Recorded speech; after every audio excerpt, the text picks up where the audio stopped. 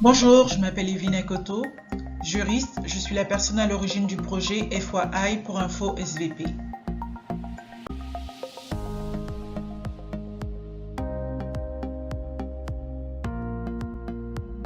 Facebook, TikTok, Instagram, YouTube, aucune plateforme n'y échappe. Les faux profils sont légion sur les réseaux sociaux. Certains servent à répandre de la désinformation, d'autres ont pour but de commettre des infractions pénales telles que des arnaques aux sentiments à la webcam, mais aussi des agressions physiques ou sexuelles. Est-ce que vous savez identifier un faux profil afin de ne pas tomber dans les griffes d'un brouteur, d'un briseur de cœur virtuel ou de tout autre type de cybercriminel? Le deuxième épisode de notre série sur les bonnes pratiques de navigation adoptées sur les réseaux sociaux s'intitule « Sur la toile, tous les chats sont gris ».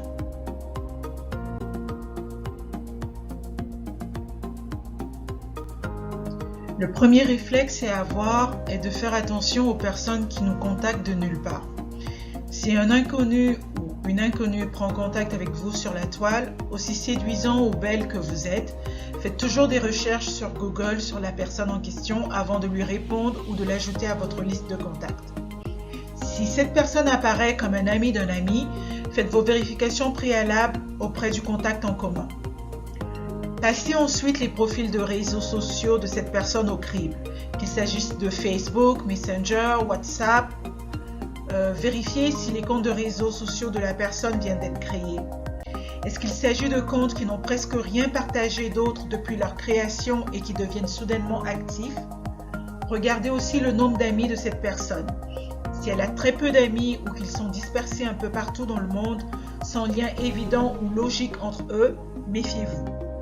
Si vous n'avez pas accès à la liste d'amis du profil, rabattez-vous sur l'activité étalée sur le mur Facebook. Parcourez les commentaires faits en dessous des publications de la personne. En effet, en lisant certains échanges, on peut facilement déduire si deux personnes se connaissent vraiment ou du moins se sont rencontrées au moins une fois dans la vie réelle. Alors, on a beau dire que les apparences sont trompeuses, il semble que cet adage soit inconnu de bien de personnes. Alors, si vous faites partie de ces gens qui sont très sensibles à une belle photo, je vous suggère fortement de toujours faire une recherche inversée d'images sur Google. N'hésitez jamais à vérifier si les photos qui se trouvent sur le profil d'un inconnu ne proviennent pas d'autres pages web ou même d'un autre compte de réseau social. Je vous ai inclus un extrait de l'émission Les Décrypteurs de Radio-Canada. Il s'agit de l'émission du 27 septembre 2019. Dans ce clip, en fait, il vous est expliqué comment faire une recherche inversée d'images sur Google en 3 étapes. Je montre un exemple ici. On a une photo ici de gens qui sont en train de prier et on nous dit que cette photo-là, elle a été prise à Montréal en 2016. Alors, on commence par sauvegarder l'image sur notre appareil. Si on a une tablette ou un téléphone, on peut tout simplement appuyer sur l'image et on a l'option enregistrer l'image qui apparaît. Si on est sur un ordinateur, on clique avec le bouton droit, on fait enregistrer sous et l'image est sauvegardée sur notre disque dur. Passons à la deuxième étape, c'est le moteur de recherche qui entre en ligne de compte. On pense souvent à Google. Donc, si on est sur un ordinateur, on peut utiliser Google qui fonctionne très bien. Donc, on peut importer l'image dans le moteur de recherche Google et ça nous donne tous les résultats, tous les sites Internet où cette image-là apparaît. Sur un appareil mobile, on peut faire la même chose avec d'autres moteurs de recherche. Par exemple, ici, Tenai. Alors, on a une flèche qui nous permet d'aller chercher l'image qu'on a sauvegardée sur notre appareil. On importe ici l'image dans le moteur de recherche et ça nous donne automatiquement, encore une fois, toutes les copies de cette image-là sur Internet. C'est ça, avec plusieurs résultats. Maintenant, il faut les trier, il faut les prioriser, il faut les analyser. Comment on fait? Alors, si on se rappelle l'histoire initiale qui accompagnait l'image, on nous disait que la photo de gens en train de prier, c'était à Montréal en 2016. Ouais. Alors, on va comparer la date et le lieu des résultats qu'on obtient. Donc, ici, tout de suite, on voit déjà que cette photo-là, elle apparaissait sur Internet déjà en 2010. Donc, impossible que la photo ait été prise en 2016. Et ensuite, est-ce que c'était à Montréal? On regarde encore une fois les résultats qu'on obtient et on a plusieurs sites qui nous disent que la photo aurait été prise à New York. Donc, en regardant les résultats comme ça, on peut finir par trouver que la photo, elle a été prise à New York en 2009. Donc finalement, l'histoire qui accompagnait la photo, elle était fausse. Alors, voilà qui est clair, le verdict est clair. Si on récapitule pour être sûr d'avoir bien saisi les 3 étapes. Donc, premièrement, on sauvegarde l'image sur notre appareil. Deuxièmement, on utilise un moteur de recherche d'images pour aller trouver d'autres versions de cette image-là sur Internet. Et troisièmement, on compare les résultats qu'on obtient avec l'histoire initiale et on regarde si l'histoire concorde avec les résultats. Et les doutes sont dissipés. Merci, Bouchra. Je t'en prie. Pour conclure sur ce premier point qui est relatif aux inconnus qui nous contactent de nulle part sur la toile, je vous invite à ne pas avoir peur ni même à avoir honte de devenir un fin limier, à vous transformer en détective. En effet, une personne malveillante peut très bien utiliser ses propres photos sur son compte de réseau social, mais quand même ne pas être ce qu'elle prétend être. Donc faites preuve de bon sens et écoutez-vous.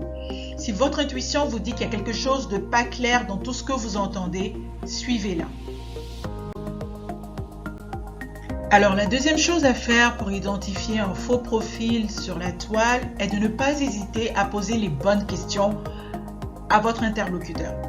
Donc, n'hésitez pas à lui demander, à lui poser des questions sur des choses qui vont permettre d'en savoir un peu plus sur cette personne. Creusez les réponses qui vous sont données et recoupez toutes les différentes réponses qui vous sont données afin de constater des incohérences dans les informations fournies par la personne. Si la personne se met sur la défensive ou prend du temps à répondre quand vous discutez par exemple par texto ou par chat, ce n'est pas un bon signe. Méfiez-vous des conversations qui flattent un peu trop vite votre ego. Si vous êtes la 8e merveille du monde aux yeux de votre interlocuteur au bout de quelques minutes, attention. Bien entendu, les coups de foudre peuvent arriver, mais gardez avant tout en tête que les escrocs n'aiment pas perdre leur temps. Ils vont donc très vite en besogne pour ferrer leur proie en les couvrant de compliments ou de termes affectueux. Rappelez-vous, tout flatteur vit aux dépens de celui qui l'écoute. N'envoyez surtout pas des photos ou des vidéos intimes de vous à une personne rencontrée en ligne. Vous ne savez pas où ces images finiront. Lors d'appels vidéo ou même d'appels téléphoniques, évitez de faire ou de dire des choses qui peuvent compromettre votre réputation. En effet, vous ne savez pas si votre correspondant est en train d'enregistrer la conversation ou tout simplement s'il dispose d'une application qui lui permet d'enregistrer tout ce qui se voit sur son écran. La 4e chose à faire est de parler de cette personne à vos amis.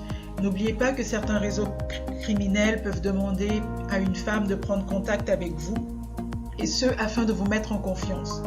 Par conséquent, même si vous êtes une jeune fille qui a été contactée par une autre fille pour des propositions de mannequinat par exemple, parlez-en toujours à des personnes de confiance dans votre entourage.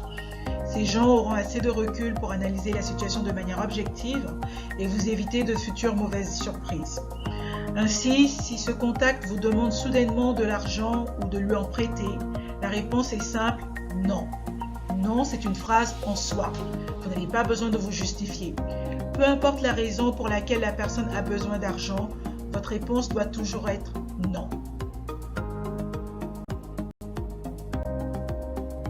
Enfin, supposons qu'au bout d'un certain nombre d'interactions, vous décidez de rencontrer en personne cet inconnu dont vous avez fait la connaissance sur les réseaux sociaux. Je vous recommande vivement d'effectuer cette rencontre dans un lieu public et de préférence dans la journée, en tout cas avant le coucher du soleil. Si possible, faites-vous accompagner de quelqu'un. Sinon, assurez-vous que vos proches sachent exactement qui vous rencontrez et où se trouve le lieu de rencontre, même si vous êtes un homme qui va rencontrer une femme. Si pendant le rendez-vous, la personne propose soudainement que vous rendiez à un autre endroit, refusez d'y aller ou communiquez immédiatement l'adresse de cet endroit à vos proches. C'est-à-dire, jusqu'à ce que vous puissiez être certain que cette personne est digne de confiance, n'hésitez pas à divulguer les itinéraires de vos déplacements avec elle, avec vos proches, afin de minimiser les risques de kidnapping, de séquestration ou de meurtre. Il en va de votre vie. En conclusion, jusqu'à ce que vous soyez certain de l'identité de la personne se cachant derrière un profil, appliquez la règle primordiale des réseaux sociaux que je vous ai donnée dans le premier épisode. Pour vivre heureux, vivant caché. Ne donnez jamais rapidement accès à qui que ce soit à votre vie privée en lui révélant des informations personnelles telles que votre date complète et lieu de naissance, votre adresse, votre lieu de travail, etc. Dans le prochain épisode, nous aborderons le thème de l'usurpation et du vol d'identité et comment est-ce que les réseaux sociaux ont rendu ces types de crimes très aisés à commettre. Ces conseils pourront paraître excessifs à certains, mais il s'agit juste du b.a.-ba d'une navigation prudente sur les réseaux sociaux. Certaines personnes ont malheureusement perdu la vie ou ont subi des agressions physiques, voire sexuelles, à la suite de rencontres avec des prédateurs rencontrés sur des plateformes numériques. Pendant des semaines, voire des mois, ces individus mal intentionnés avaient tissé leur toile autour de leurs victimes juste en observant leurs faits et gestes sur les réseaux sociaux. Il est donc important de savoir comment profiter des avancées technologiques que représentent toutes ces plateformes de partage d'informations tout en se protégeant. N'oubliez pas, la technologie est aussi mauvaise que l'usage qu'on en fait. Vous avez l'habitude de partager des vidéos d'humour, de potins, de motivation, je n'en doute pas. Alors n'hésitez surtout pas à partager cette vidéo d'information et de sensibilisation. À la prochaine.